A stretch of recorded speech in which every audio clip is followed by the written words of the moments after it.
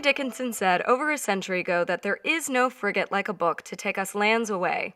And it's true. When we pick up a book, turn on the TV, or watch a movie, we're carried away down the currents of story into a world of imagination.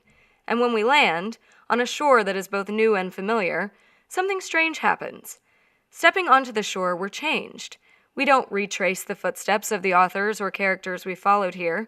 No, instead we walk a mile in their shoes. Researchers in psychology, neuroscience, child development, and biology are finally starting to gain quantifiable scientific evidence showing what writers and readers have always known, that stories have a unique ability to change a person's point of view.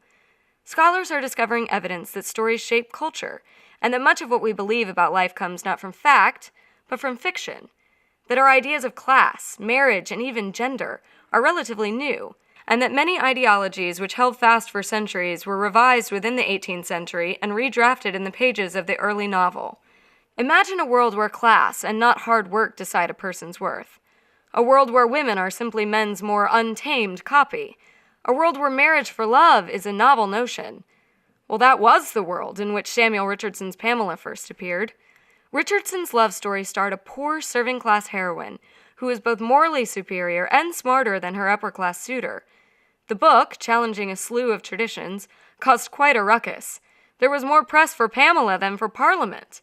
It spawned intense debate and several counter-novels. Still, for all those who couldn't accept Pamela, others were eager for this new fictional world. This bestseller and all its literary heirs, Pride and Prejudice, Jane Eyre, and yes, even Twilight, have continuously shared the same tale and taught similar lessons, which are now conventional and commonplace. Similarly, novels have helped shape the minds of thought leaders across history. Some scholars say that Darwin's theory of evolution is highly indebted to the plots he read and loved. His theory privileges intelligence, swiftness, and adaptability to change, all core characteristics in a hero. Whether you're reading Harry Potter or Great Expectations, you're reading the kind of plot that inspired Darwin. Yet recent studies show that his theory might not be the whole story. Our sense of being a hero, one man or one woman, or even one species, taking on the challenges of the world might be wrong. Instead of being hardwired for competition, for being the solitary heroes in our own story, we might instead be members of a shared quest, more Hobbit than Harry. Sometimes, of course, the shoes we've been walking in can get plain worn out.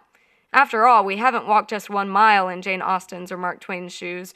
We've walked about 100 trillion miles in them. This isn't to say that we can't read and enjoy the classics.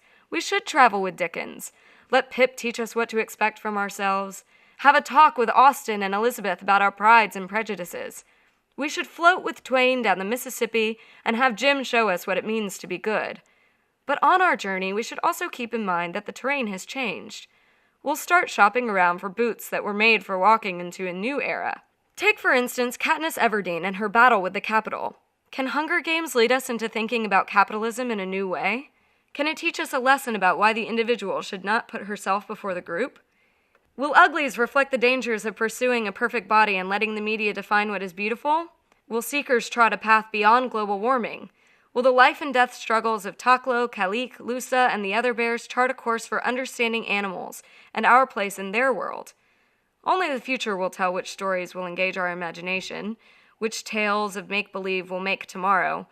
But the good news is this: there are new stories to venture in every day, new tales that promise to influence, to create, and to spark change, stories that you might even write yourself. So I guess the final question is this: what story will you try on next?